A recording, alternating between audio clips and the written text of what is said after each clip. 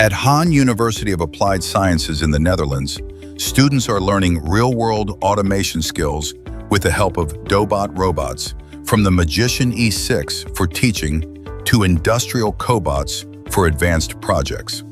Haan is building a complete, hands-on learning path that connects education with industry. Okay, we're at the Haan University. My name is Algis. I'm distributor for Benelux, Dobot Benelux. I'm standing here with Thomas, I'm a researcher at the Haan University of Applied Sciences. and Thomas. We see a setup with a smaller version of the industrial version we just saw. How did you met Dobot and why did you choose? Yeah, we were looking for some investments in some cobots, and then we found Dobot, and we were looking basically price for money or value for money and educational stuff, and especially at the educational stuff. That's where the Dobot excels, and that's basically why we've got a smaller version here and we've got a bigger version over there.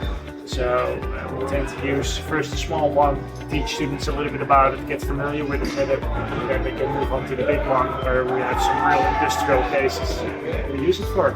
Okay, thank you very much.